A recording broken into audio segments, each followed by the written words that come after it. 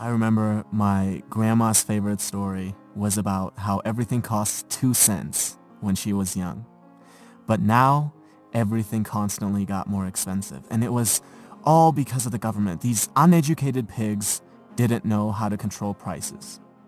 And when I was privileged enough to hear this story, her complaining would last for hours and hours. And that's exactly what reactive people do. They always focus on the things that they cannot control. It's not possible that a concept like inflation would exist. And if it did, it's impossible that they wouldn't know about it. On the other hand, proactive people realize, look, even if my complaining were completely objective, it doesn't help me. So I'm going to focus on what I can control. If a proactive person owns a business where he sells a product, instead of focusing on how people these days don't appreciate good products anymore and how the government has horrible regulations, he focuses on how can I improve my product so my customers can't live without it. Do you realize how much responsibility, how much dedication, how much hard work comes along with asking that question? And what do you think our effort-minimizing brain is going to pick as default? And that is exactly why most people focus on the things that they cannot control rather than focusing on the things that they can. Habit number 1 is be proactive. Now, imagine you're at a funeral, but this one's different from all the funerals you've ever been to. You're standing over the casket and you see yourself. What do you have to say about yourself? This is one of the most powerful questions you could ask. Are you doing the things in your life which are aligned with what you want to be able to say? Do you want to say that you are a good spouse? If that's the case, how does coming home and instantly being negative towards your spouse affect that? Do you want to be remembered as a person who added value to society? If that's the case, are you doing the things that will allow you to say that, or are you scared of failure and choose comfortable mediocrity instead? Almost every one of us will have to readjust how we live when we ask this question. Habit number 2 is begin with the end in mind.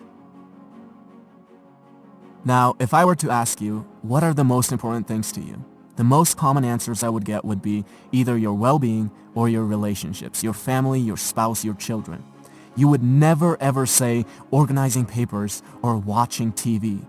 But how many of us spend more time organizing papers and watching TV than planning our nutrition and going to the gym or cultivating a healthy family environment? There's a horrible disconnect between what we say and how we actually allocate our time. Habit number 3 is put first things first. Now, imagine you're an author and I'm an author, and we both write interesting books, and we both have access to an audience of about 100,000 people. I read your book and I love it, so I decide to share it with my audience, and as a result, you now have thousands of people buying your book and reading your ideas. You see this and think, who is this guy? Let me take a look at his book. You start reading my book and think I have ideas that are valuable, so you decide to share it with your audience. And as a result, I now have thousands of people buying my book and reading my ideas. Notice how different this is from my creating a little creepy Amazon account, finding your book and leaving a bad review, hoping that this will deter a few people from buying your book, which will in turn somehow get them to buy my book. Habit number 4 is think win-win. Stop thinking of everything as a zero-sum game. For you to win, another person does not have to lose. Something I want my viewers to do is to subscribe to my channel. But you will never hear me say, well, I worked really hard, guys. I dedicated so many hours to this. Please subscribe. Look, who cares if I worked hard? Who cares if I've spent days creating this video? The real questions are, does it offer value to you? And why should you dedicate your time to subscribing when you could be doing anything else that you want? Habit number 5 is something that I try to use every single day with every interaction that I have and with every comment that I reply to, and it is this: seek first to understand, then to be understood. Now, imagine there are 2 people and a tree with 5 apples on it. They're both too short to reach the apples, but if one of them sits on the other's shoulders, he can reach all 5 of the apples. This is called synergy. The whole is greater than the sum of its parts. Now, I'll be the first one to admit that you can't achieve this with everyone, but you should always be looking for opportunities to create synergy. With every synergistic opportunity you create, you can gather many more apples than you otherwise would by yourself. Habit number 6 is synergize.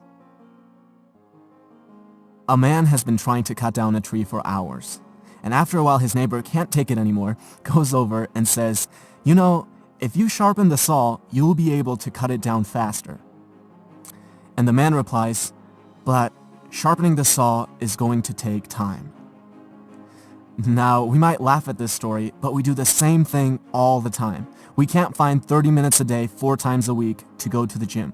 Our health deteriorates to a point where we're physically incapable of being effective. We can't read a book for 15 minutes a day and mentally stimulate ourselves. No, these things take too much time. And then we have the audacity to ask for little tips and tricks on how to be effective. It's like telling your engineer, "Don't worry about the foundation. Where can we get the magic bricks that will float in the air?" Habit number 7 is sharpen the saw. And these are the 7 habits of highly effective people by Stephen Covey.